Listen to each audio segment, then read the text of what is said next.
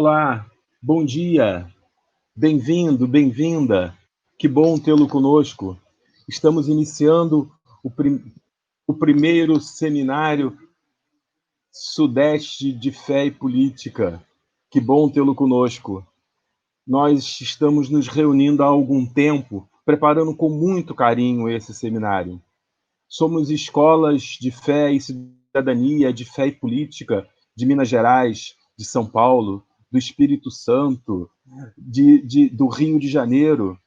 Eu me chamo Tobias, eu sou da Escola de Fé e Cidadania Dom Adriano Hipólito, em Nova Iguaçu, na Baixada Fluminense. Esse encontro ele vem sendo preparado antes da pandemia. A nossa expectativa era realizar um seminário que fosse um seminário presencial, mas a pandemia não tirou o nosso ânimo e não tirou a nossa expectativa de construí-lo. Por isso, nesse momento, é com muita alegria que iniciamos o seminário. Seminário que tem o apoio, que tem a realização do Cefep, o Centro Nacional de Fé e Política Dom Helder Câmara. O seminário que conta com o apoio do Conselho Nacional das Igrejas Cristãs do Brasil, o CONIC, com o Movimento Nacional de Fé e Política, com a Rede de Escolas de Cidadania, Fé e Política de São Paulo, com a Pastoral de Fé e Política da Arquidiocese de São Paulo, com a Pastoral Fé e Política da CNBB Regional Sul 1, com o Conselho de Leigos da Arquidiocese de São Paulo, com o Conselho Nacional do Laicato do Brasil, com o Núcleo de Estudos Sociopolíticos da Arquidiocese de Belo Horizonte, da PUC de Minas Gerais, com o ISER Assessoria, com o Centro Ecumênico de Serviços à Evangelização e Educação Popular, e com a Rede de Fé e Política de São Paulo, e com a participação absolutamente especial da Pastoral dos Surdos. Que bom, Kate, que você está aqui entre nós. Que bom. Para nós é uma alegria iniciarmos. Hoje, na parte da manhã, nós teremos duas mesas. Uma primeira mesa vai discutir uma análise de conjuntura sociopolítica e uma segunda mesa, uma análise de conjuntura eclesial. Faremos um intervalo e, ainda na parte da manhã, teremos uma outra mesa. A primeira mesa é análise de conjuntura sociopolítica e a segunda mesa, na parte da manhã, depois do intervalo, teremos intervalo, é análise de conjuntura eclesial. Na parte da tarde, nós teremos uma mesa fantástica que vai discutir a economia de Francisco. Depois do intervalo e na parte seguinte, ainda na parte da tarde, a quarta mesa do nosso encontro, nós teremos alguns relatos de experiências de economia solidária. Amanhã, nós teremos mais duas mesas. Numa primeira mesa, nós vamos apresentar a importância das escolas de fé e política. E vamos encerrar com uma última mesa tratando do amor como revolução. Estamos super animados. Estamos, sobretudo, contentes de poder realizar esse encontro. A gente quer muito que você participe conosco. Para isso, dê o like, convide seus companheiros e companheiras, nos siga nas redes. Acredite, nós estamos fazendo o melhor e vai ser muito bom a sua companhia. Esse é um encontro de fé e política. Um encontro de fé e política precisa necessariamente começar com uma mística. É disso que nós vamos fazer agora. Bom dia a todos e todas. Que bom que você está aqui com a gente. Como o Tobias falou, é de muita alegria para nós estarmos realizando este seminário virtual por conta da pandemia. Eu sou a Mônica, sou aqui de São Paulo, sou aluna da 8ª turma do Cefep e sou agente da Pastoral Fé e Política da Arquidiocese de São Paulo. Para começar o nosso seminário, é importante que a gente se perceba no contexto que a gente está vivendo, e aí a gente traz para a nossa reflexão, para a gente iniciar nossos trabalhos, a gente vai trazer uma reflexão, uma oração do Papa Francisco, que ele fez para Laudato Si. A gente está fazendo 5 anos de Laudato Si e a gente precisa ter em mente essa encíclica tão profética do Papa Francisco, né? Há 5 anos atrás, ele fala exatamente do que a gente está passando hoje, está vivenciando hoje com essa questão da pandemia. Como o Tobias falou, esse seminário seria presencial, mas conforme a pandemia, a gente não perdeu o entusiasmo e vamos passar, vamos vivê-lo virtualmente. Para isso, vamos começar com essa leitura dessa oração tão linda do Papa Francisco e tão profética para os dias de hoje, né? O Papa Francisco ele fala assim: depois de uma longa reflexão que ele faz com a Laudato Si, jubilosa e ao mesmo tempo dramática, ele propõe 2 orações, né? Uma que podemos partilhar todos quanto acreditamos em um Deus Criador onipotente, que é essa que nós vamos ler agora. E outra pedindo que nós, cristãos, saibamos assumir os compromissos para com a criação, com o Evangelho de Jesus, que o Evangelho de Jesus nos propõe. Então, a oração, ela se chama oração pela nossa terra. E ela diz o seguinte: Deus onipotente, que estás presente em todo o universo e na mais pequenina das vossas criaturas, vós que envolveis com a vossa ternura tudo o que existe, derramai em nós a força do vosso amor, para cuidarmos da vida e da beleza. Inundai-nos de paz, para que vivamos como irmãos e irmãs, sem prejudicar ninguém. Ó Deus dos pobres, ajudai-nos a resgatar os abandonados e esquecidos dessa terra, que valem tanto aos vossos olhos. Curai a nossa vida, para que protejamos o mundo e não o depredemos. Para que semeemos beleza, e não poluição nem destruição. Tocai os corações daqueles que buscam apenas benefícios à custa dos pobres e da terra. Ensinai-nos a descobrir o valor de cada coisa, a contemplar por encanto, a reconhecer que estamos profundamente unidos com todas as criaturas, no nosso caminho para a vossa luz infinita. Obrigado porque estás conosco todos os dias. Sustentai-nos, por favor, na nossa luta pela justiça, o amor e a paz. Com essa oração do Papa Francisco, a gente começa o nosso seminário na Sudeste de Fé e Política.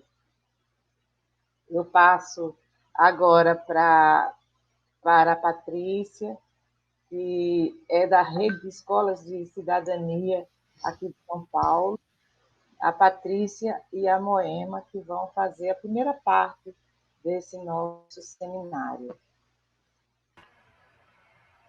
Bom dia! Eu quero dar bom dia a todos que estão participando conosco no seminário. Bom dia, Mônica, bom dia, Kate, Tobias, a Moema. Paz para todos. Paz para todos os participantes do seminário Sudeste de Fé e Política. Eu quero apresentar agora para vocês a nossa primeira palestrante, a Moema Miranda.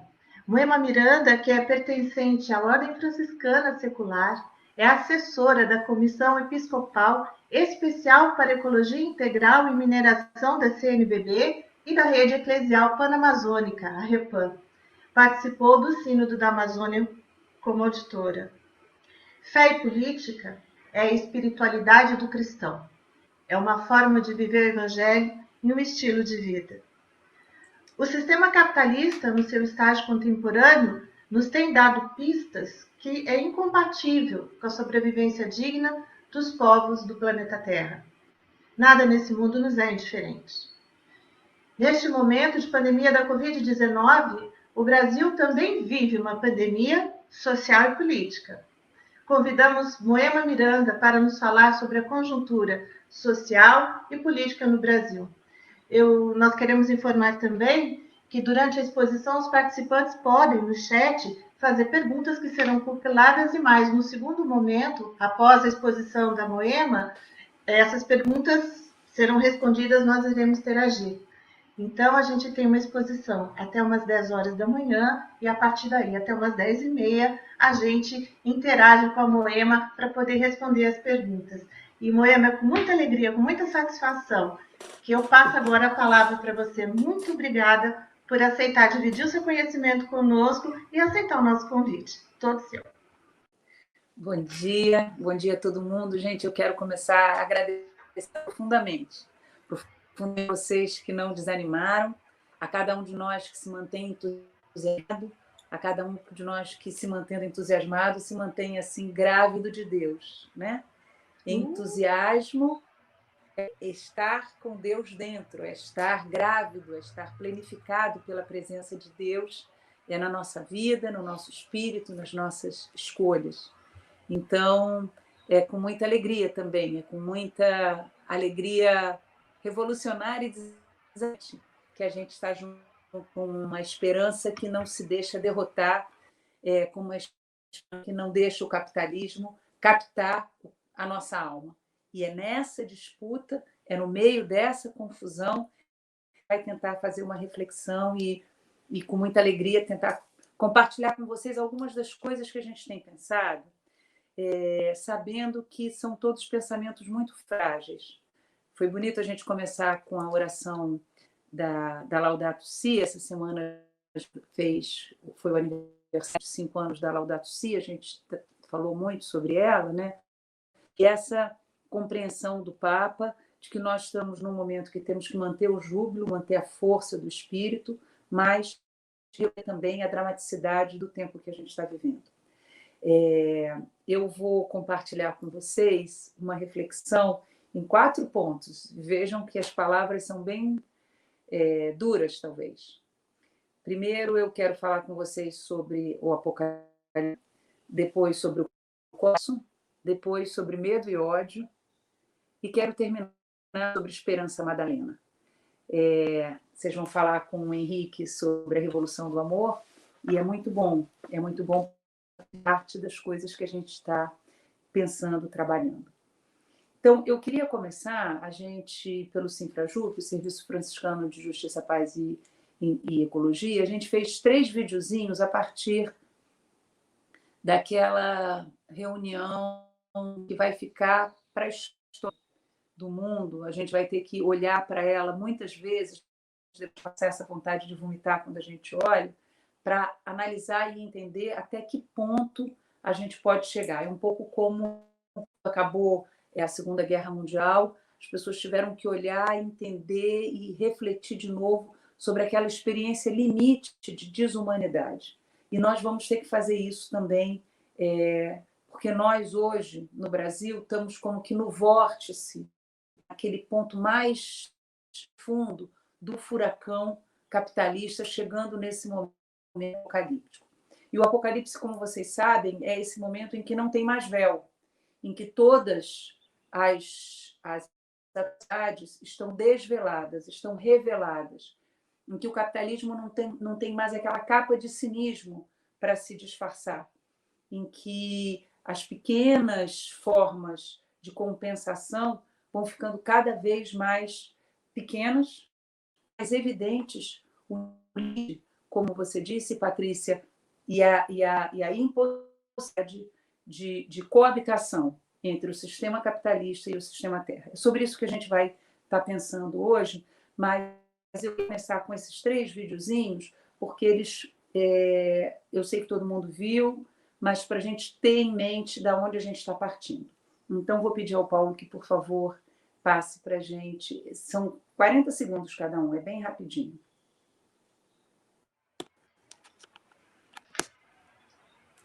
Oi. Patrícia, você está me ouvindo? Oi, mãe, eu estou ouvindo. Nós estamos com um probleminha. Me parece que não houve som. Pois é. E a gente está tentando, a técnica tentando subir novamente o vídeo com um som. Eles vão passar novamente. Me desculpe a todos. Mas acho que a gente resolve. O legal de ser ao vivo é que a gente dá os nossos pulos e se conversa, né? Viva a solidariedade. Vamos ver se a gente consegue. Se não consegue, a gente segue adiante, que aí eu relembro. Paulo, Sim. mais uma vez, se não der, Sim. a gente... Né? Eles vão passar novamente. Vamos dar um minutinho, tá. Ver se eles falam aqui comigo. Tá bom.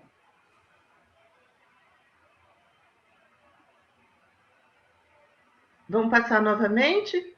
Bom, Moema, eu acho melhor você seguir. Você consegue seguir? Aí, Consigo, depois, claro. A hora que eles me derem um ok, eu falo com você. Tá bom, tá bom. E você vê com eles também se pode botar o PowerPoint a hora que pode, tá? Tá, ok. Então gente... Moema, um minuto. Eu acho que eles vão conseguir. Pode entrar o vídeo, por favor.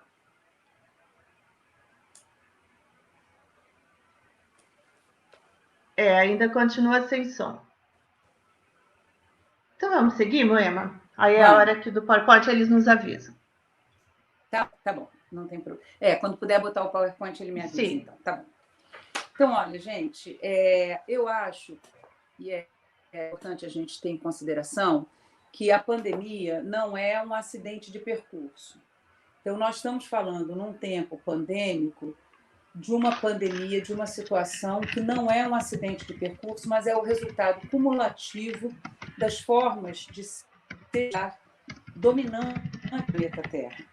Mas ela, ao mesmo tempo que as desigualdades e as incompatibilidades do nosso sistema produtivo, acumulativo e de desperdício, ela aprofunda um conjunto de outras questões que já estavam colocadas, mas que ganham uma imensa gravidade diante de uma situação de pandemia. A pandemia estava prevista por vários estudiosos e combinação de um conjunto de formas de desmatamento, de destruição dos hábitats dos outros animais que não os humanos e do uso intensivo de agrotóxicos, que torna a casa comum, o ambiente onde nós vivemos, um ambiente cada vez mais frágil e mais fragilizado. Nós já sabemos hoje que a pandemia é de uma zoonose, de um vírus que vivia em equilíbrio de um animal, na medida que esse animal não tem mais o seu lugar, porque o seu hábitat está totalmente destruído, ele migra no corpo dos humanos, e no corpo dos humanos ele se torna uma doença que pode chegar à letalidade. Então, esse processo é um processo de incompatibilidade, porque, ao mesmo tempo, ele encontra corpos humanos que estão cada vez mais frágeis e fragilizados. O mesmo sistema. Vejam a loucura da situação que nós nos encontramos.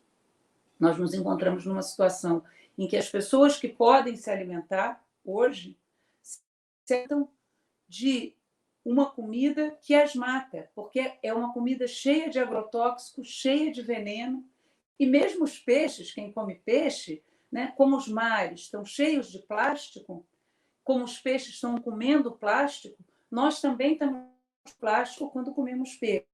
Então tem todo um sistema, não é um conjunto fragmentado, um sistema complexo em que um elemento articula com o outro e gera situações que estão saindo do controle. Agora, Moema. Fala, querida. Moema, nós já estamos preparados. Se você quiser subir os PowerPoints, fique à vontade, é só pedir. É? Então vamos começar com o primeiro PowerPoint, só porque era uma espécie de para isso que a gente sabe. Então, a gente vai falar dessa conjuntura, um novo mundo, numa pandemia global que muda muito, mas muda aprofundando. E de uma conjuntura do novo mundo, porque é importante, eu acho que nesse momento, todos nós que estamos aqui, pelo menos, sabemos que aquilo que parecia normal, aquele normal de fevereiro de 2020, ele não voltará a acontecer. O mundo pós-pandemia será um mundo profundamente marcado pelas consequências da pandemia. Então, pode passar, por favor, o próximo, Paulo. E nesse ambiente, a gente tem que ousar a esperança, porque nós vamos viver situações que são extremamente difíceis e extremamente dolorosas. Muitas pessoas têm dito para nós, ambientalistas, que já há muito tempo falávamos dos tempos difíceis que se aproximavam do aquecimento global, com o aumento de tantos índices de poluição, as pessoas sempre disseram que nós éramos catastrofistas. E nós temos dito que em situações muito difíceis, a única possibilidade da gente superar ou encontrar caminhos de vida é assumindo e compreendendo na profundidade as dificuldades que a gente vive. Eu queria começar contando uma história importante que eu escutei. Essa semana eu já tinha escutado em uma outra versão. O nosso, Oded Grajew, ele é de uma família judia da Polônia. E os pais dele iam na Polônia durante a Segunda Guerra Mundial e começaram a ver a chegada dos alemães. E disseram, a gente tem que fugir daqui. E todos os familiares disseram, não vai ser tanto, não é tanto, vocês são muito pessimistas. Os alemães, não é tanto assim. Os pais deles foram para Israel, a família morreu, toda a família. Então, em situações muito dramáticas, a gente não tem capacidade de identificar a seriedade do que a gente está vivendo, não é otimismo. Não é otimismo. Otimismo é você olhar para uma realidade extremamente dura, identificar os fatores de dificuldade e, nesse ambiente, ousar a esperança. Então, é dessa esperança que a gente tem que ser artífice e que São Francisco nos ajude nessa esperança que não nega o momento que a gente está vivendo. Pode o próximo, por favor? O próximo é essa compreensão de que quem hoje não tiver confuso está mal informado, porque nós, de fato, estamos vivendo um tempo apocalíptico e essa imagem dos 4 cavaleiros mostra como atores integrados já estavam, de uma certa forma, previstos, conhecidos, identificados desde os tempos bíblicos.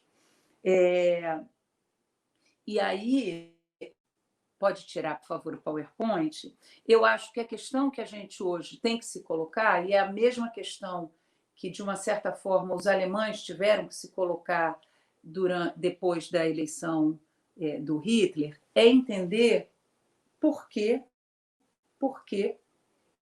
nós desejamos eleger e construir um mundo como esse. O presidente Bolsonaro não foi eleito de uma forma mentirosa. O presidente Trump não foi eleito de uma forma mentirosa.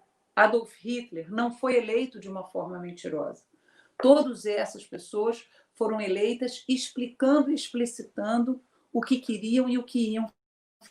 Então, o que nós precisamos compreender é aonde houve esse desvirtuamento do desejo que fez com que a maioria das pessoas, o que naquela época eles chamavam as massas, desejassem um líder que as oprimiria, desejassem um líder que levaria o mundo para essa situação tão dramática. E é parte disso que eu acho que é nossa responsabilidade tentar compreender. Então, nessa primeira etapa da nossa reflexão, eu acho que a gente tem que partir Laudato Si no capítulo 2. O Papa Francisco fala: nós nos esquecemos que somos terra.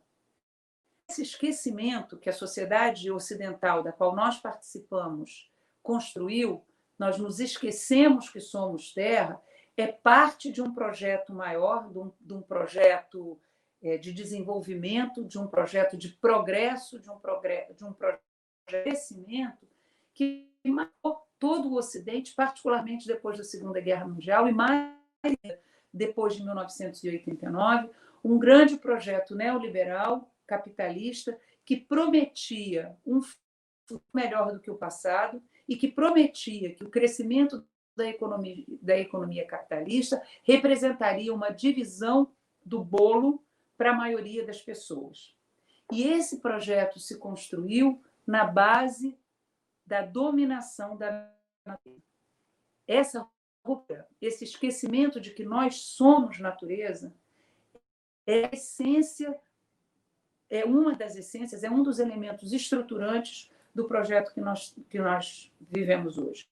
A ideia de que a natureza é uma coisa que está do lado de fora e que a natureza existe para nos servir.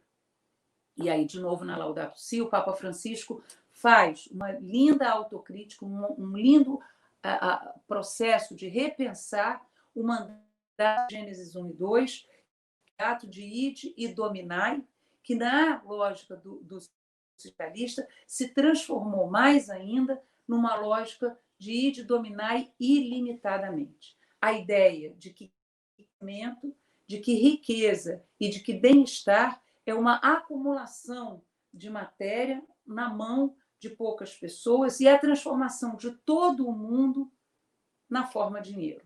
E que a forma dinheiro é a forma de concentrar e de dizer que nós somos ricos, que nós temos sucesso. E aí eu acho importante a gente olhar 3 elementos que estruturam essa lógica. 3 elementos que base dessa lógica e que são elementos em relação aos quais a gente vai precisar criar uma grande disruptura, uma grande resistência, se a gente quiser ultrapassar. O primeiro é um elemento cultural do individualismo. A base da construção da lógica capitalista está lá num pensador inglês chamado Thomas, que escreveu um livro chamado Leviatã, que parte do princípio de que nós, humanos, somos seres essencialmente egoístas, que temos um projeto no estar no mundo. E esse projeto é ser melhor que os outros. Para quê? Para ser melhor que os outros. Para quê? Para ser melhor que os outros. A lógica de que os humanos são lobos uns dos outros, que nós estamos numa perene guerra de uns em relação aos outros, de que nós somos indivíduos isolados, que vivemos num mundo de constante ameaça. E que a ordem social é, então, uma ordem para limitar esse desejo dos humanos egoístas. Vejam que essa concepção ela é uma ideia de que são os humanos. Mas essa ideia está tão profunda na cultura que ela vira uma ideia naturalizada. Muitos cristãos compartilham dessa mesma leitura.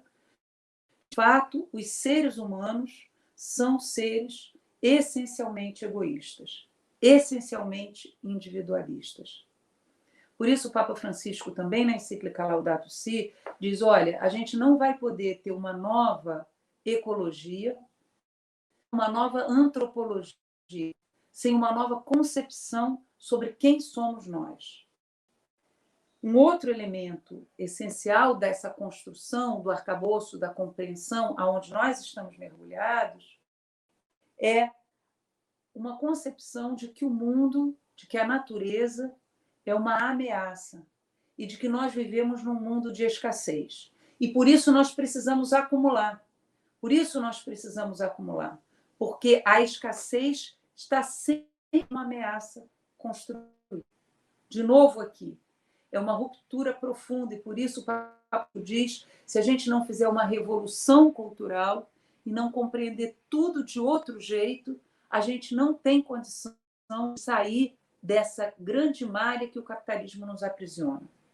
A ideia de que a escassez é uma possibilidade, ela é absolutamente antagônica aos princípios evangélicos, aos princípios que estão em muitos lugares no Evangelho, mas lindamente colocadas em Mateus.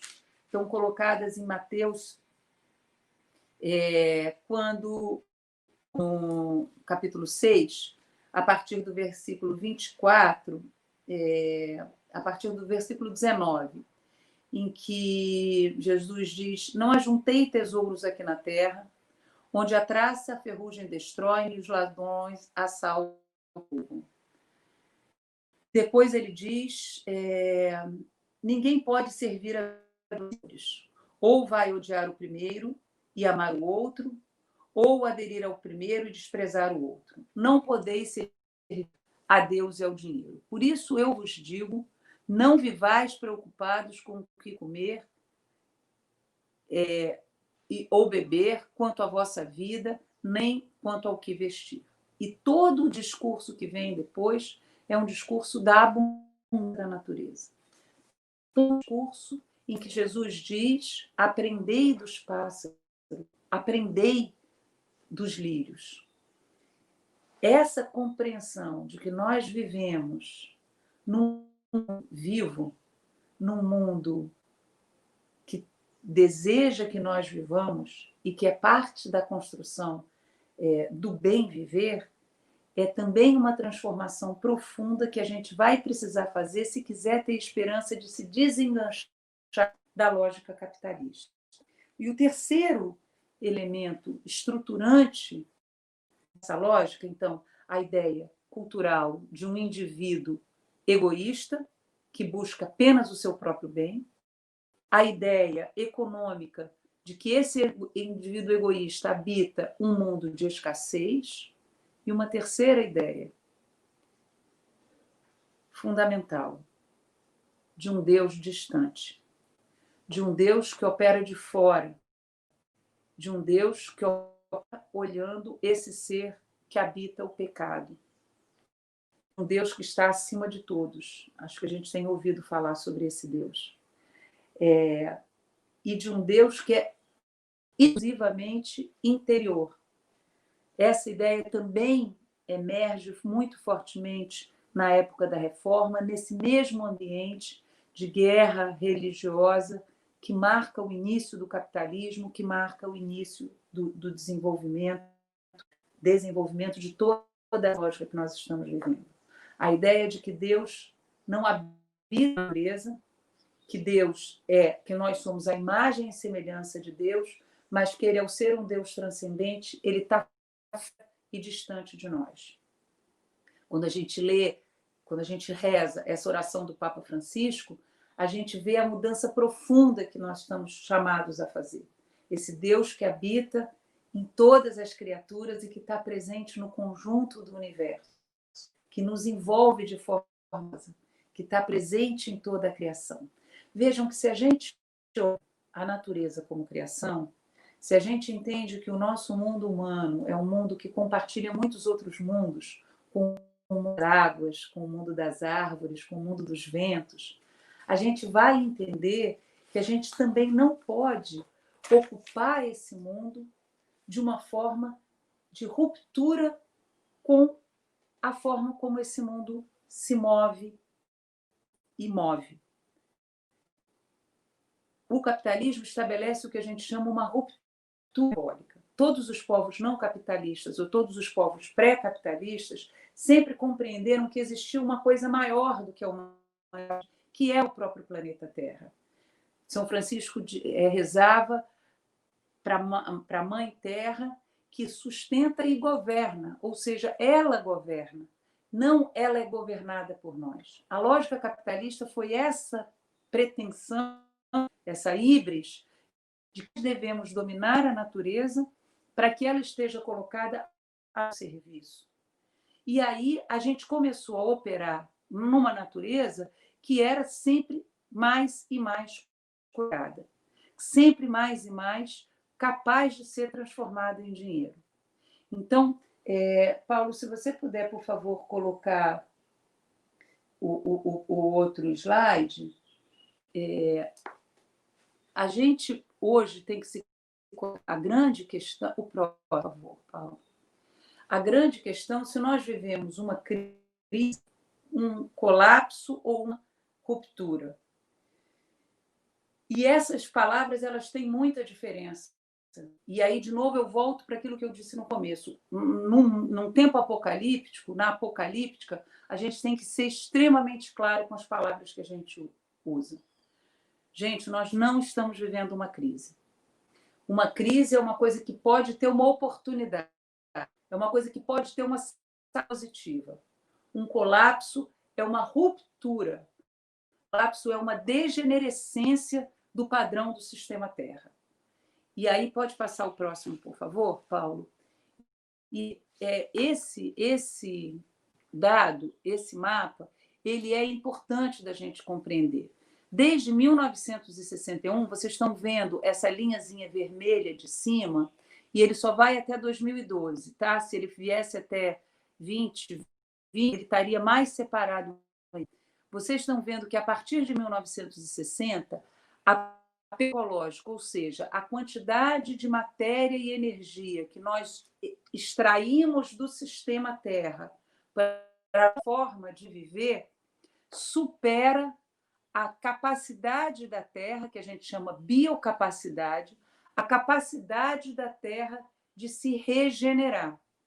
Todas as tradições não capitalistas atuavam como em etapas, um tempo de plantar e um tempo de colher. Um tempo de dar calma para a Terra recuperar, para que ela possa ser matriz de vida e gerar mais vida. A lógica que nós começamos a usar com o capitalismo foi ampliando, amplificando esse déficit ambiental que vai gerando uma abertura de tal forma que hoje nós estamos à beira de muitos colapsos. Nós hoje estamos com um aquecimento global especial, o aquecimento global que vai implicar no derretimento das calotas polares, que vai implicar no aumento dos níveis do mar, que vai implicar em que muitas cidades costeiras não vão poder continuar nessas áreas, que vai implicar em temperaturas em áreas do planeta que são insustentáveis para a vida humana. Nós estamos muito próximos no Brasil, se nós continuarmos com o desmatamento da Amazônia, de um ponto de inflexão em que a floresta não continua e não pode se recuperar. Nós estamos muito perto de um momento em que as secas vão começar a afetar a produtividade do agronegócio e nós começar a ter quebra de safra. Então, essa capacidade da Terra, ela está muito perto de ser extenuada. E a grande questão para nós é que, quando a gente olha para isso, a gente tem uma sensação, bom, a humanidade é incompatível com o planeta Terra. E é essa a lógica que muitos querem acreditar. Mas passa, por favor, o próximo, Paulo. A gente, olhando esse gráfico, ele foi um gráfico chamado, foi feito por essa organização Oxfam, e ele mostra que os 10% mais ricos da população produzem 49% dos gases de efeito estufa, gases que causam o aquecimento global. Ou seja, e depois o gráfico vai diminuindo, formando um grande cálice. Ou seja, não é toda a humanidade, não é a humanidade, não somos nós como espécie. Nós não somos uma espécie intrínseca e inerentemente destruidora. Nós estamos vivendo sob um regime, sob uma forma que nós estamos escolhendo, que nós estamos sendo compelidos a ver, que ela, sim, é uma forma de degenerescência. Pode passar, por favor, Paulo. Então, quase 50% das emissões dos gases de efeito estufa são produzidos por 10% da população. 70% são produzidos por 20%. Agora, olha o último elemento. Um limite na emissão de carbono de 10% dos que mais poluem, quer dizer, se eles vivessem mais ou menos dos europeus, reduziria as emissões globais em 1/3 em apenas anos. Então, isso significa que é possível fazer uma alteração rápida da forma de produção desses gases, desde que nós fôssemos capazes de alterar a forma dessa produção. E aí é isso que a pandemia dramaticamente nos revela. O áudio que a gente pôde escutar no começo é o em que o Salles, mas que vocês já escutaram, em que o Salles dizia: vamos aproveitar a tranquilidade do Covid,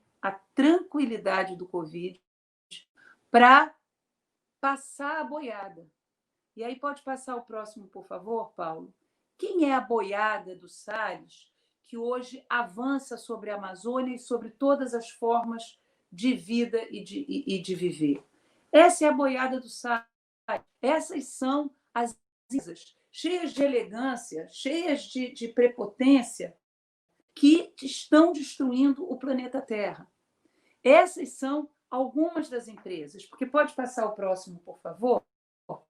Vocês vão ver que esse não é um padrão só brasileiro.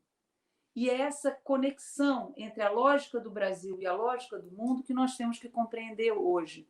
A relativa tranquilidade do Covid, entre aspas, leva a esse grotesco. Vejam aí que são aquecimento permitido pela pandemia. O lucro da pandemia. Está em inglês, vocês me desculpem que eu só achei esse gráfico em inglês. Nas semanas que vão de 18 de março a 28 de março, nos Estados Unidos, enquanto 40 milhões de pessoas perderam seus empregos, os bilionários aumentaram sua riqueza em 405 bilhões de dólares. Ou seja, a Amazon, o Facebook, essas empresas ficaram mais ricas ao mesmo tempo em que uma parte imensa da população perdeu o emprego. Então, não é por isso a gente diz a pandemia não é um acidente de percurso. Ela é inerente a uma lógica que gera, ao mesmo tempo, a destruição do planeta e o crescimento da maioria das pessoas. E nós vamos estar, então, numa fase em que o capitalismo cada vez mais vai ser incapaz de dar o que ele tinha prometido. O que o capitalismo tinha prometido? Que todos ficariam e se beneficiariam dessa riqueza. Essa percepção, pode passar o próximo, por favor, Paulo? Essa percepção, desde o ano de 2019, já era clara. O Econômico Global, em 2009, fez essa pesquisa, pode passar o próximo, por favor? Uma pesquisa em que eles mostram os riscos de uma sensação de frustração na maioria do mundo. Estão vendo aí nesse gráfico, está em inglês também a maior parte, mas 2 gráficos, que eles estudam os anos que vão de 2012 a 2019. E vocês, a 2017, me perdoa. E que vocês vão vendo que as pessoas com experiências positivas, que está nesse gráficozinho em azul, está diminuindo cada vez mais. E o outro gráfico são as pessoas com experiências negativas, está crescendo sistematicamente. Então, a raiva é admitida hoje como a emoção que caracteriza o nosso tempo. Eles sugerem que nós vivemos numa era de crescimento do ódio mútuo. Pode passar o próximo, por favor, Paulo.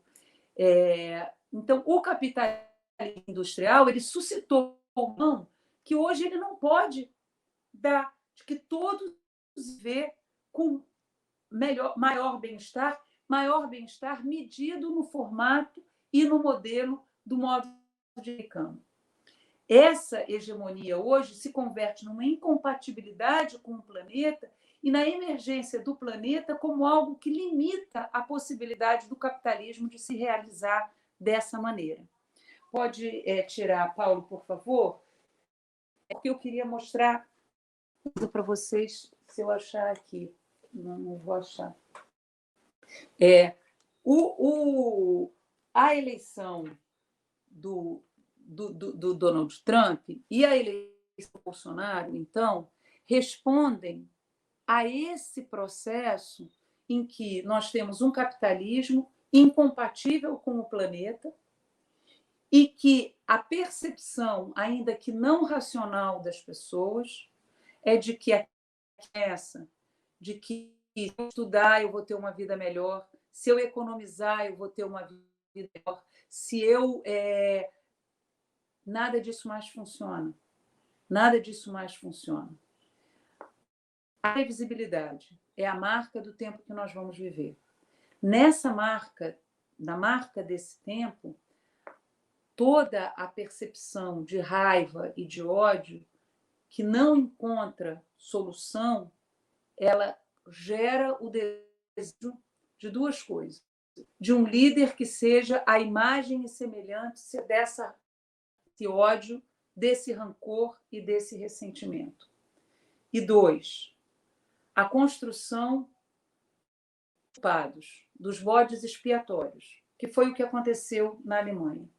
Quem são as pessoas que estão sobrando nessa terra que, de fato, se torna aquela terra da escassez que estava colocada como ideia inicial do capitalismo? Quem são as pessoas que estão sobrando? E nós entramos em um perigosíssimo período. E vamos entrar e aprofundar esse período, em que nós vamos ver a construção de lógicas de extermínio. Um mundo para poucos. O presidente Donald Trump foi eleito com uma bandeira: America First, os americanos primeiro. O que é os americanos primeiro? E eles estão entre os 10% que mais poluem e que, por estão entre os 10% que tornam a Terra uma terra inabitável. Significa que eles vão olhar de cima e dizer: bom, gente, tem gente demais aí. Vamos ter que eliminar uma parte dessas pessoas. E quanto mais ódio interno existir entre essas pessoas, mais fácil a nossa tarefa. Quanto mais essas pessoas se odiarem mutuamente, se exterminarem mutuamente, não tiverem solidariedade entre elas mutuamente e acharem que, de fato, os negros, as mulheres, os pobres devem ser eliminados porque são preguiçosos, porque são incompetentes, mais fácil é a tarefa do capital de impor esse grande mundo que é o mundo de muito poucos e que, no limite, é o mundo de nenhum. Essa é uma lógica que absolutamente não tem salvação. Nesses 10 minutos finais, eu queria, então, que a gente se ajudasse a pensar qual é a alternativa, se existe alternativa.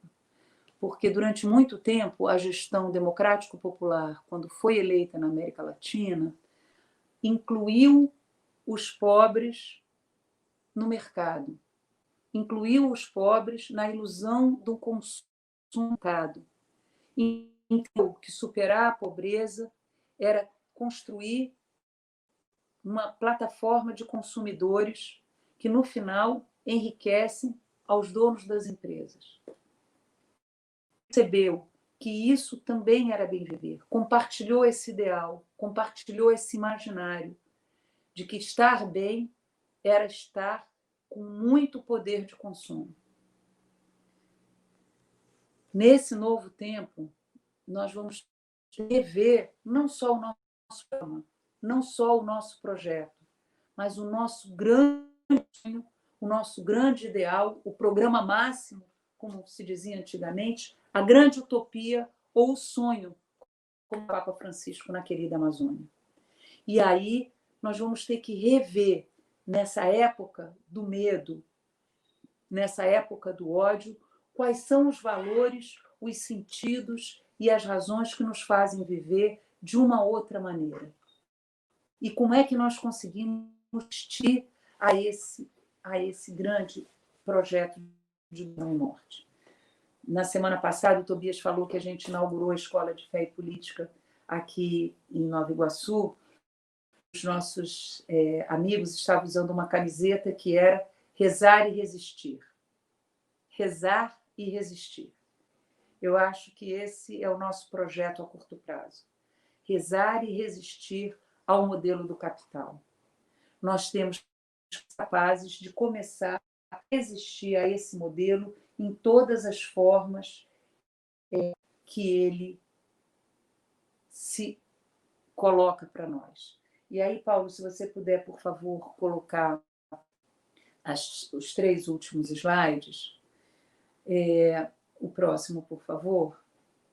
Eu acho que a gente hoje deveria e tem que começar a se colocar a grande questão de como e por onde recomeçar a construção do mundo. A conversão significa dar um passo atrás. A conversão significa olhar quem não se esqueceu que era terra. Se nós nos esquecemos que éramos terra, existem povos que não esqueceram que eram terra. Nós temos que restabelecer uma profunda aliança com os povos que na terra sabem que são terra e que sabem viver em consonância com a dinâmica da terra. Como é que nós do Sudeste estabelecemos esse grande vínculo? Como é que a gente faz essa grande marcha de... Pode passar o próximo, por favor, Paulo. Nós temos um guia, nós temos um caminho. E eu acho que o grande caminho hoje é o caminho do ressuscitado. Em todos os evangelhos, nos sinóticos, vocês sabem que as mulheres foram as que ficaram aos pés da cruz. Elas ficaram mesmo quando o mestre estava sendo crucificado. Ficaram juntas. Vejam, elas tiveram medo, mas elas ficaram juntas. E porque elas ficaram juntas, elas tiveram força de ficar até o momento final. E quando o momento final chegou e elas tiveram que ir para casa, elas à noite prepararam perfumes. Juntas prepararam as formas do corpo a quem elas muito amaram. Olhem todas as ações que tem aí. Cuidar dos corpos fragilizados, cuidar dos corpos tão vulnerabilizados. E elas voltaram na manhã seguinte, elas não descansaram. E elas voltaram juntas. Maria, Maria de Madalena, Maria de Cleofas, voltaram juntas. Não fizeram como os apóstolos que saíram um correndo antes do outro para ver quem chegava primeiro. Elas ficaram juntas. No momento em que a gente vai enfrentar o medo, a gente precisa conhecer o medo. O medo é um grande inimigo. Jesus falou infinitas vezes, não tenhais medo. Embora ele próprio tenha tido medo. Tenha tido tanto medo que suou sangue. Mas existe um sentimento que é maior do que o medo. E esse sentimento que é maior do que o medo é o amor. O amor é o que faz que a gente seja capaz de, na nossa pequena potência, na nossa pequena comunidade, na nossa tribo, porque caminhamos juntos, porque amorosamente nos amamos e nos apoiamos mutuamente, sejamos capazes de confrontar o medo. Não porque nós somos fortes, guerreiros, poderosos. Não, não, não. Isso é a arma dos covardes. Essa é a arma dos que não sabem o seu medo. Cada um de nós tem que começar a aprender como é que reage ao medo. Porque o medo, muitas vezes, nos prega peças, não é? Às vezes, quando você está numa situação de medo, você tem uma atitude que você nunca pensou que ia ter. Ou você sai para o confronto, ou você se fecha na sua ostra. Nem a histeria, nem a covardia vão nos ajudar nesse momento. O que pode nos salvar é esse caminho amoroso, é esse caminho de enfrentar juntos e em comunhão o medo. Pode passar o próximo, por favor, Paulo. E nós hoje, como Igreja Católica, nós hoje temos uma responsabilidade que nos transcende imensamente.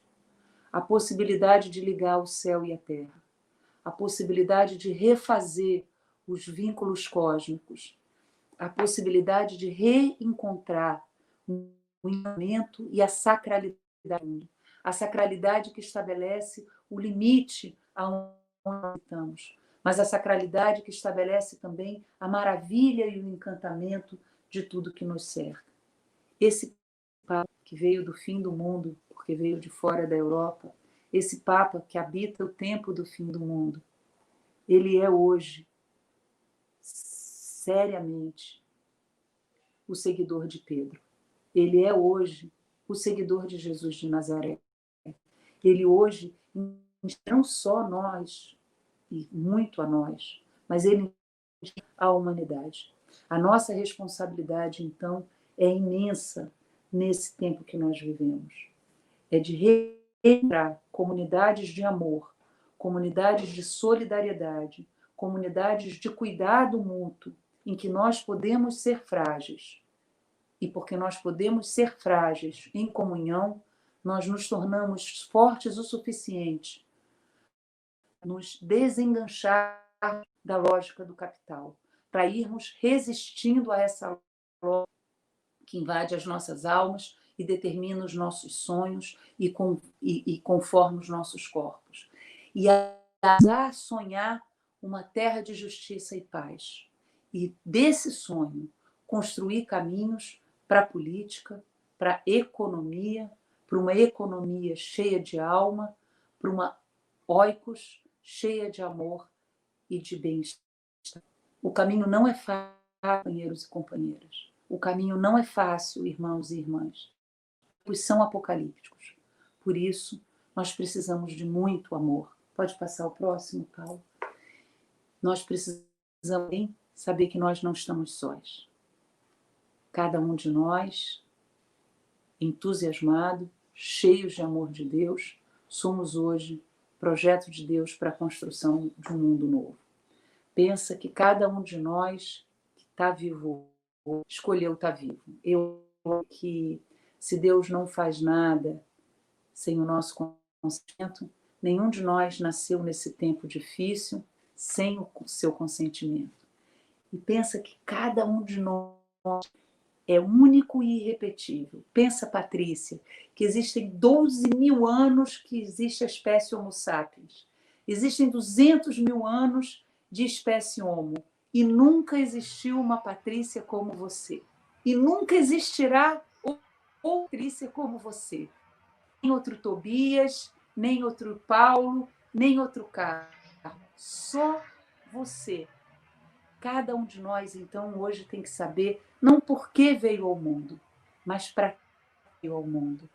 Para que veio ao mundo? Para quê? O que nós podemos ser de melhor para que juntos nós possamos enfrentar esse tempo pandêmico, que é também o único tempo que nos é dado construir um mundo de justiça e paz. Obrigada. Pode falar, acabei. Obrigada, Moema. Moema, muito delicada sempre. Eu tenho uma grande admiração por você, pelo assunto, antropóloga, é um assunto que eu amo, que eu adoro e que conta muito da nossa vida, né?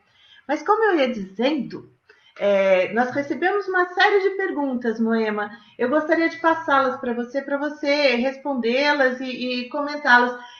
Tudo bem se eu for falando e você for anotando os pontos? Pode ser assim? Sim, pode. Então tá ok. Eu vou começar. Tá. O Neucilmar Santos, ele faz a seguinte pergunta. Com tantos dados científicos que demonstram claramente a degradação do planeta Terra, impressionante aquele gráfico, Moema, do lucro da elite econômica mundial na época da pandemia. Depois até gostaria que você se aprofundasse um pouco mais. Que demonstram claramente a degradação do planeta Terra pela ação humana, 12.000 anos para eu estar aqui e 300 anos de capitalismo para tentar destruir com tudo. Qual é a explicação para a forte onda negacionista que cresce na sociedade? Essa é legal, Neucilmar. O Vitor Souza, ele também pergunta para você.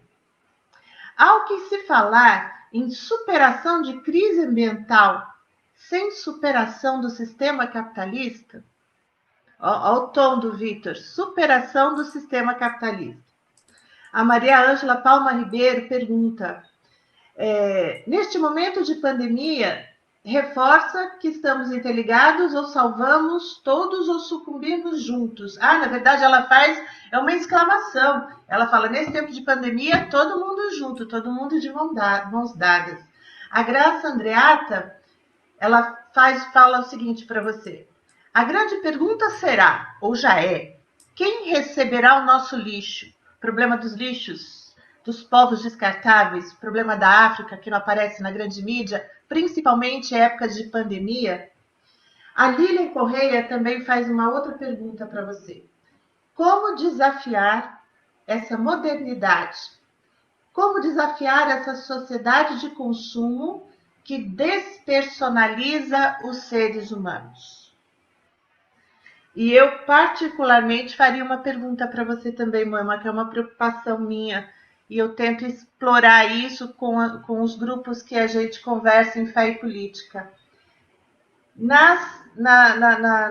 Nos problemas climáticos, os povos que mais sofrem são os povos pobres, os povos alijados dos serviços essenciais, da vida com dignidade. E na pandemia também. Eu gostaria que você comentasse esse aspecto, porque eu acho que tem bastante a ver com aquele quadro que eu achei terrível, de como que os capitalistas contemporâneos da elite econômica mundial ganham dinheiro na pandemia, descartando povos, descartando pessoas. E aí você fica à vontade de responder. Se quiser, eu refaço algumas. Todo seu. Tá bom. Obrigada, querida. Bom, gente, olha, nós estamos todos pensando juntos, né? Então, são perguntas mais para a gente ir refletindo juntos do que propriamente para ter uma resposta. Mas a primeira coisa é... Moema, desculpe. Nada. Desculpe. Querida. É que chegou uma pergunta aqui de última hora, eu sei que o pessoal fica aflito, vamos tentar atender fazendo uma compilação. Quais os povos mais afetados pelos impactos ambientais? A gente tem o racismo cultural, o estrutural, que nós já conhecemos. O Newton Júnior pergunta, então, existe um racismo ambiental? Agora a bola é sua, não interrompo mais. Não tem problema, vamos conversando. Então, vou tentar mais ou menos ir pensando tudo, eles mais ou menos juntos, né? As questões que estão colocadas aqui. A primeira coisa que eu acho que vale a pena a gente entender é que o sistema capitalista, ele, na verdade, é um sistema que se alimentou de todas as formas anteriores de exclusão que existiam antes dele. Então, o patriarcado não foi criado pelo capitalismo, ele já existia, mas o capitalismo não vive sem o patriarcado. Claro que não dá da gente entrar, mas eu acho que hoje precisaria, até nas escolas de fé e política, mais o capitalismo em si, porque a gente tomou ele como um dado, como básico, como se ele fosse irrefutável.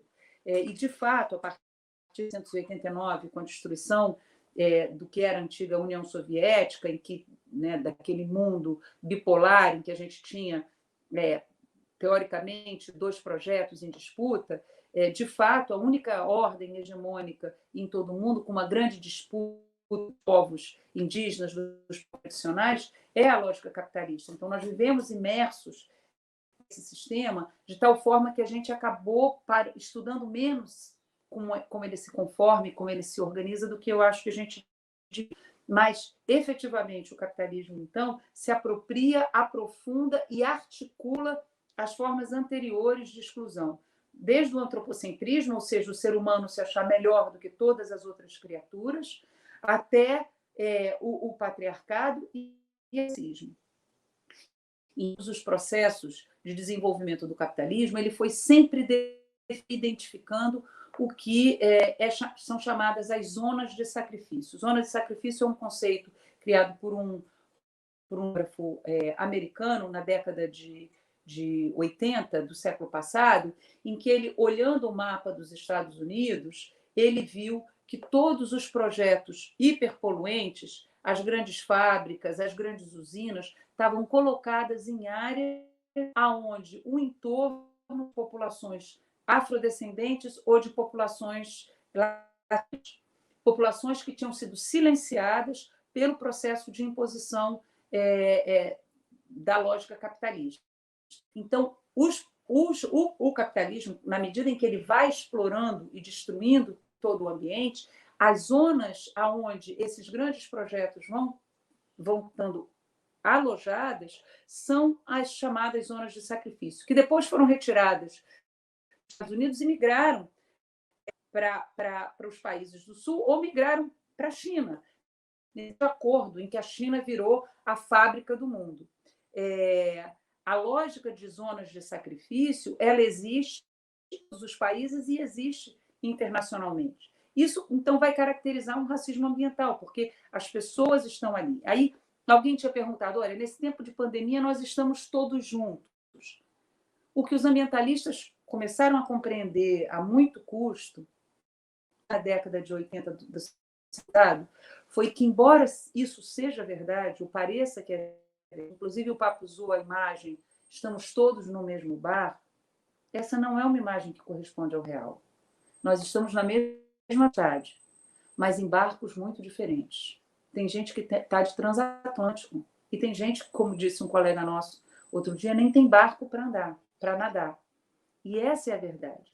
Quando uma grande enchente acontece, nós tivemos aqui no Rio de Janeiro, na região serrana, grande enchente que destrói os ricos e dos pobres. Só que a casa dos pobres, você leva 10 anos e eles ainda estão morando em aluguel social. E a dos ricos, o seguro já pagou e eles já estão com uma casa nova. Você olha na região do Amazonas agora, a elite, quando pega coronavírus, viaja de helicóptero para vir ser tratado em São Paulo. Não fica lá. Não fica lá. Então, não é verdade que nós estamos no mesmo barco. Teoricamente mas gente, e essa é a lógica do extermínio. Por isso a gente precisa também se aproximar do que foi a Segunda Guerra Mundial. A lógica do extermínio é a lógica de construção das populações desnecessárias. Durante muitos anos, o capitalismo cresceu explorando a natureza, explorando o trabalho humano. E o trabalho humano era absolutamente essencial para o enriquecimento da parte da população, uma pequena dos capitalistas. Cada vez menos, eles precisam de menos pessoas. Então, se você pensa nesse tempo de pandemia, nós que continuamos dentro de casa, só podemos fazer isso porque existe todo um exército de pessoas que se desprotegem para que nós fiquemos protegidos. Então, ao mesmo tempo que o dono da Amazon acumulou só nesse período da pandemia mais de 16 bilhões, os funcionários dele estão expostos à pandemia e têm que funcionar para servir a nós. Então, a conexão, essa cadeia, é uma cadeia muito perversa. E aí o negacionismo foi uma de investimento das grandes empresas. Ele não é casual. Vejam, negar a realidade é uma construção ideológica muito importante. Tem um livro de uma historiadora chamada Naomi Oreskes, que chama Os Mercadores da Dúvida. Os Mercadores da Dúvida tem também um vídeo no YouTube, que tem legenda em português, que vale a pena vocês verem. A Naomi Oreskes está mostrando como é que nos Estados Unidos as grandes empresas petroleiras construíram o que ela chamou a estratégia do tabaco, que é a seguinte: no começo dos anos 50, quando fumar era uma coisa muito elegante, muito charmosa, né? Aquelas grandes atrizes, artistas sempre apareciam fumando, as pessoas começaram a ter câncer e começaram a descobrir que o cigarro causava câncer e começaram a entrar na justiça americana obrigando as empresas de tabaco a pagar o tratamento dos fumantes, dizendo que eles tinham sido enganados pela propaganda de tabaco. As empresas investiram milhões e durante 50 anos contratando laboratórios conseguiram levar a dúvida de se era o tabaco que causava câncer ou não. Por quê? Porque tem um monte de gente que fuma e não tem câncer de pulmão. E tem gente que tem câncer de pulmão e não fuma. Então, criar o vínculo entre fumar e ter câncer levou 50 anos com as empresas pagando ativamente para que isso fosse transformado em mentira. Eu queria ter começado com o videozinho do Salles, porque ele revela a crueldade com que o capital... A gente, às vezes, é acusado de teoria da conspiração. Dizem, não, vocês estão fazendo uma teoria da conspiração, você acha que os capitalistas estão lá pensando... Sim, eles estão lá pensando exatamente isso. Como é que eles aproveitam o tempo da pandemia para passar a boiada. Isso não acontece por acaso. O negacionismo não é porque nós somos ignorantes. O negacionismo é porque nós somos tornados ignorantes por um investimento bilionário das empresas para que a gente não saiba e não veja. E as fios são o resultado disso. São o resultado disso. São a quintessência dessa elaboração, em que você paga... A Naomi Oreskes, inclusive, criou um termo que fala da produção intencional da ignorância, a produção intencional da desinformação, para que a gente fique nadando num mar de insegurança. Nessa insegurança, o medo e a lógica de que tem messias que vem de fora e nos salva parece ser a lógica única possível. Então, a superação... Bom, então deixa eu só falar umas outras coisas aqui. Quem é o lixo? Na verdade, o lixo é circular e ele vai voltar. No planeta Terra não existe fora. Não existe fora. Quando eu pego alguma coisa aqui e jogo fora na minha lata de lixo, está fora da minha mesa e está dentro da lata de lixo. Se eu vou jogar essa lata de lixo no lixão, está fora da minha casa e está dentro do caminhão de lixo. Está fora do caminhão de lixo e está no lixão. E vai ser queimado e vai voltar e eu vou respirar esse ar. Está tudo interligado. Para onde vão essas populações excluídas? Essas populações vão ficar batendo nos muros que os Estados Unidos estão construindo cada vez mais. São esses muros que vão ficar cheios de imigrantes que vão ficar batendo. Portanto, os tempos à frente são tempos extremamente violentos. Vocês estão vendo o que está acontecendo em Minneapolis, nos Estados Unidos. São convulsionados. A questão que fica é, e nós? O que nós fazemos nesse tempo? Como nós ajudamos a organizar uma nova lógica, uma nova polis, uma nova política de articulação dos mais frágeis para a construção de um mundo de justiça e paz? E está muito bonito o seminário como vocês organizaram, porque vocês estão partindo agora dessa notícia catastrófica que tenho que dar. Depois vocês vão passar pela economia, que é uma perspectiva e uma possibilidade de reconstruir a economia com novas bases, e vão chegar amanhã com o Henrique na Revolução do Amor, porque é isso de fato. O Henrique Vieira. Então, é esse processo de construção de um novo lugar de ser e estar no mundo. E aí alguém pergunta, é possível a superação da crise ambiental sem a superação do capitalismo? Não é. Não é, gente. Não é possível, porque o capitalismo intrinsecamente precisa crescer. Não existe empresa capitalista que encontre a saciedade, que encontre a sobriedade, que encontre a suficiência. A empresa capitalista que não cresce, morre, porque o capitalismo em si é essa máquina diabólica de cada vez acumular mais. Para quê? Para acumular mais. Para quê? Para acumular mais. Para quê? Para acumular mais. Porque a forma de dinheiro é uma forma que não tem limite. E se você transforma tudo na forma de dinheiro, você pode acumular ilimitado. Só que o planeta Terra é limitado. O planeta Terra é um sistema harmônico e interrelacionado. E por isso hoje a gente vê o choque entre esses dois sistemas, entre Gaia e o capitalismo. entre esses dois sistemas que se chocam. Portanto, qualquer projeto de construção de alternativa tem que ser também um projeto de geração do capitalismo.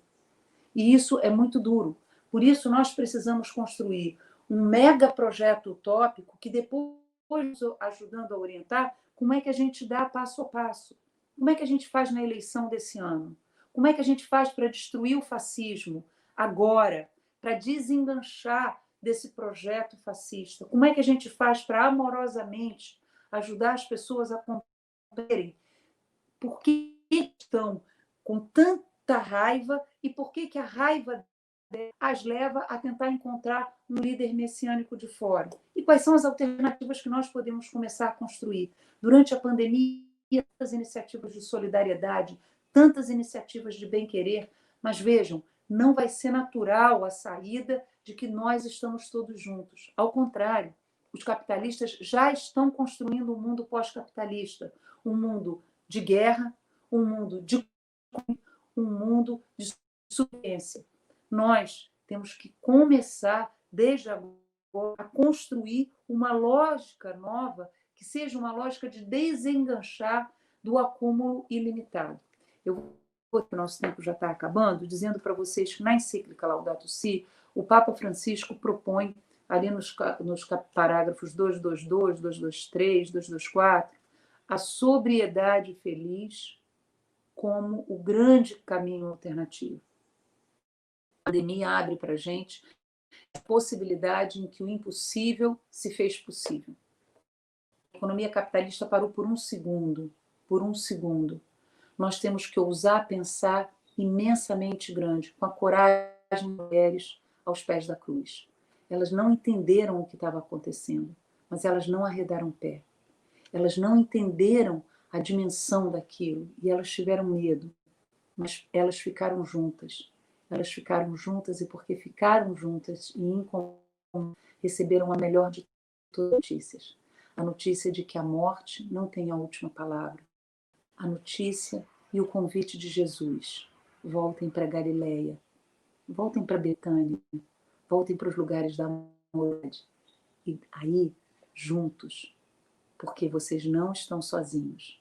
Lembrem que no capítulo 12 do Apocalipse, versículo 16, quando aquela grande guerra existe entre o dragão e a mulher no céu, a mulher vem para a terra.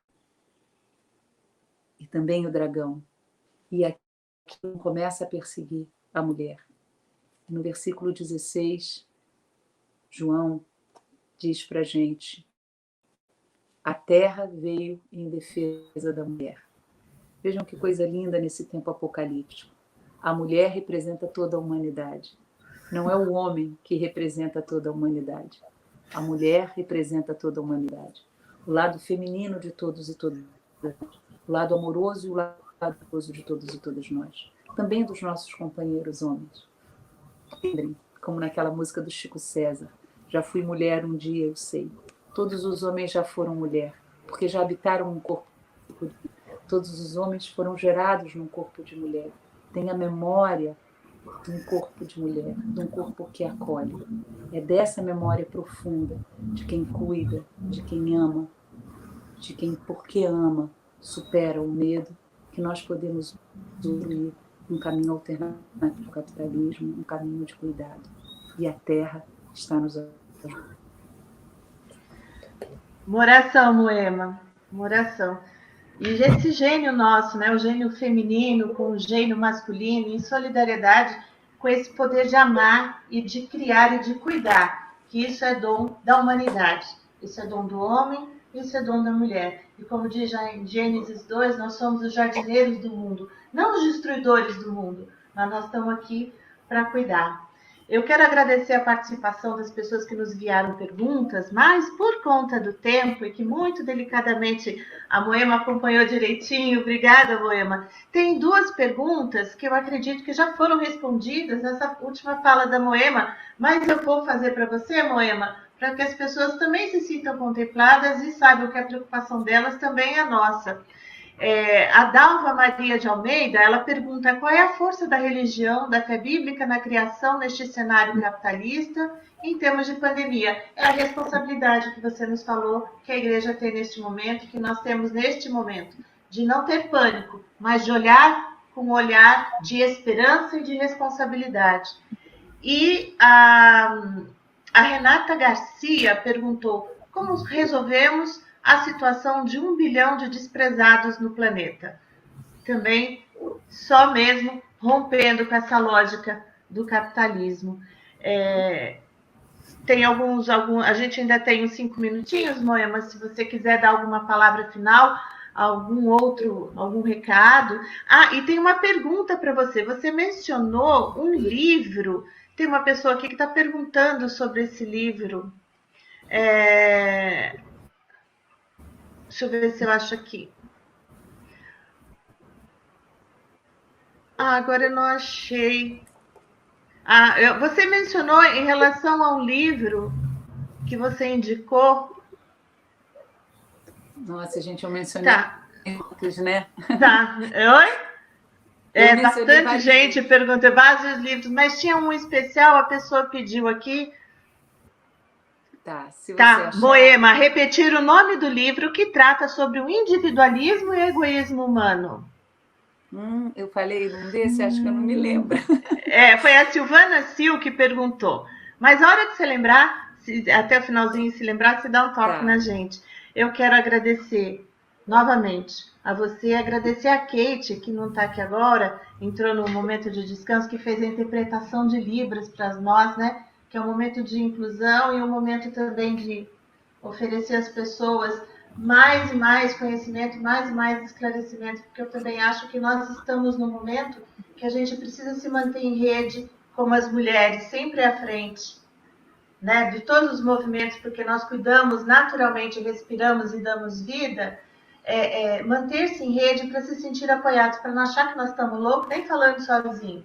Mesmo que a gente seja grupinhos assim, de 5, de 10, e prestar atenção também na nossa forma de viver individualmente, no nosso consumo, unindo toda essa sua reflexão. Então, Moema, a gente tem 5 minutos. Eu dou esses 5 minutos para você de presente, agradecendo desde já a sua participação conosco, as suas lindas palavras, e avisar para o pessoal, além de dar um like aí no Facebook para ajudar a propagar o evento, dizer que foi gravado, tá, Moema? Que as pessoas estão aqui aflitas. Foi gravado, nós vamos ter acesso. Suas palavras, neste momento que a gente precisa tanto de informação, de desmistificação, são importantes. Então, para todos que nós estamos nos ouvindo e nos vendo, tá gravado, vai ficar disponível para vocês no Facebook. Obrigada, Moema. A palavra é toda sua para se despedir.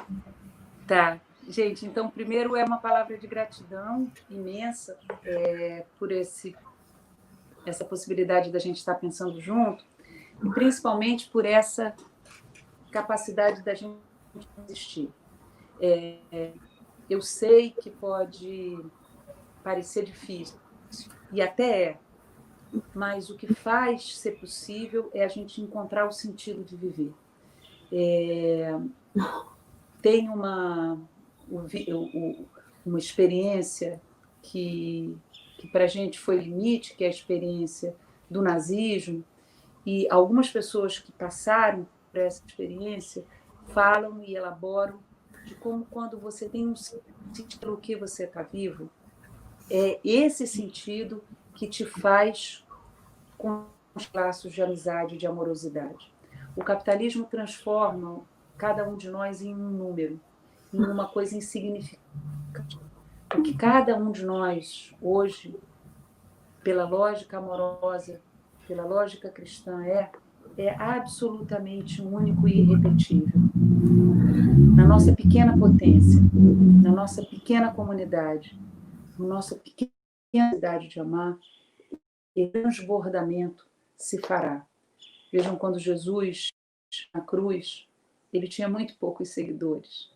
A comunidade dele era muito pequena. As mulheres contaram que ele tinha ressuscitado e teve um monte de gente que nem acreditou. E ainda assim, eles reencontraram a palavra. Ainda assim, eles reencontraram o gesto e o caminho. Hoje é esse pequeno gesto e esse pequeno caminho que está ao cada um de nós. Essa pequena potência, que também reconhece a nossa fragilidade e o nosso limite, que cada um de nós possa pedir ajuda, que cada um de nós possa ajudar. É tão lindo quando a gente está carregando um peso muito pesado, alguém diz, eu te ajudo.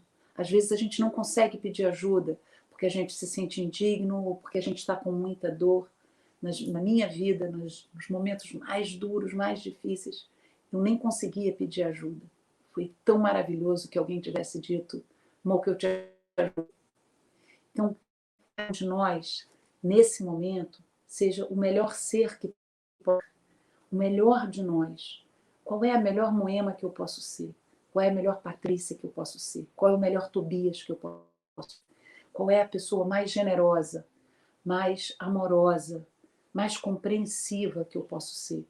Essa pessoa tem que ser também a pessoa que reconhece os seus limites, que diz, olha, hoje eu gostaria muito de ir, mas eu não tenho força. Eu hoje preciso descansar. Reconhecimento, tamanho do nosso pequeno ser, que caminha com a gente na história, desse Deus que não está acima, desse Deus para quem hoje a gente precisa perguntar, como é que eu te ajudo a me ajudar? Deus, como é que eu te ajudo? Porque eu sei que você está sofrendo nos leitos dos hospitais. Deus, como é que eu te ajudo? Porque eu sei que você está sendo sufocado na travessia dos mares. Deus, como é que eu te ajudo? Você que está no corpo morrendo. Deus, como é que eu sendo o melhor que eu posso ser com os meus irmãos e com as irmãs, eu te ajudo a nos ajudar. Que a nossa vida seja uma oração. Que a nossa vida seja amorosidade. Sempre. Com fé, com esperança e caridade. Obrigada, gente. Amém, amém. Obrigada, Moema. Silvana Sil, nós achamos o livro aqui, é do Thomas Hobbes, Leviatã, um clássico da literatura política. Leviatã. Chama O Leviatã, é um clássico. Qualquer primeiranista de administração vai ter que ler esse negócio. Então, não, gente... Vale a pena ler, gente, para a gente ver o horror. Nossa, o horror e como que a gente andou nessa humanidade, né? Parece que nós não avançamos muito, mas ao mesmo tempo avançamos nas coisas, no costume, na organização, mas nas nossas relações a gente ainda precisa se desapegar mesmo desse individualismo que já está presente desde lá atrás no surgimento do capitalismo, apoiado naquelas estruturas de sociedade que existiam.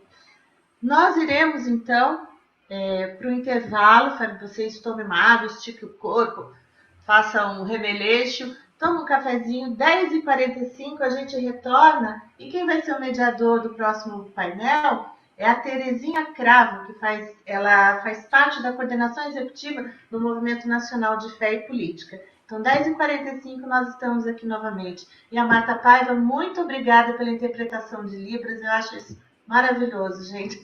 É muito bonito. Moema, obrigada a todos. Então, nós vamos suspender a tela e nós retornamos 10h45. Obrigada.